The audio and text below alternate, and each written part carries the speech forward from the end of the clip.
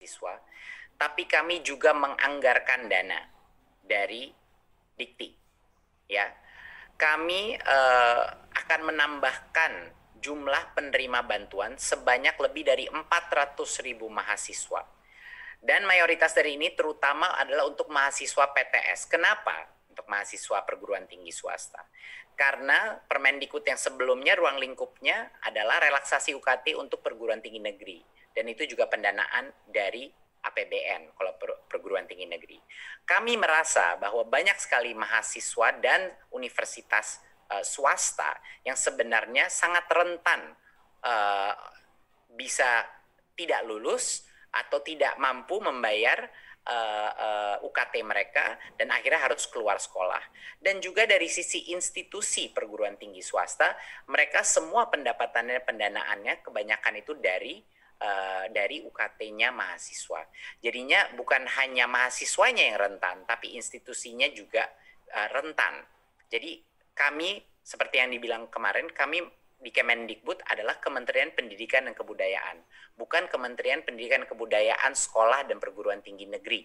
Kami ruang lingkup kami adalah dua-duanya, swasta dan negeri, karena dua-duanya menjadi mitra pendidikan nasional Indonesia. Jadi harus ada perhatian. Jadi kami mengalokasikan dari sekitar sisa anggaran kami 4,1 T untuk beasiswa pendidikan tinggi, kami mengalokasikan sekitar 1 T untuk dana bantuan UKT mahasiswa, yang terutama akan dimanfaatkan untuk perguruan tinggi swasta. Ya. Dan ini memberikan bantuan UKT, jadinya ini khusus untuk pembayaran UKT yang sedang menjalankan kuliah, tapi bukan pemegang KIP kuliah. Berarti ini adalah untuk mahasiswa-mahasiswa yang sudah berada di semester-semester tertentu di perguruan tinggi dan dengan kondisi keuangan yang rentan karena terkena dampak pandemi. Ya, di luar ini tentunya program-program yang lain masih berjalan. Dana KIP kuliah yang kami targetkan tahun ini untuk 200.000 masih berjalan. Ini adalah untuk murid-murid baru yang akan baru saja masuk ke universitas, itu masih terjaga.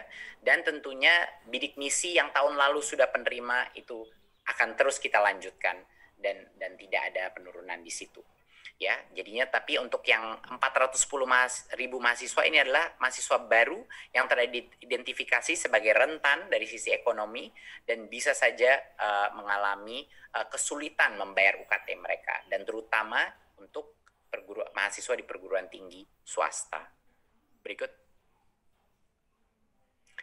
Ya, ini sedikit kisi-kisi mengenai kriterianya. Yang pertama adalah yang terpenting ada kendala finansial, dan mereka tidak status beasiswanya tidak boleh dibiayai oleh program KIP kuliah, jadi tidak ada tumpang tindih dari program KIP kuliah ataupun program beasiswa lainnya.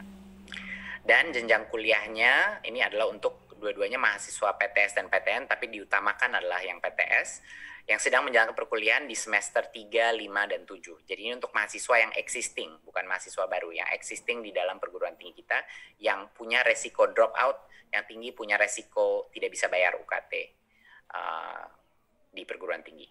Berikut. Untuk kebijakan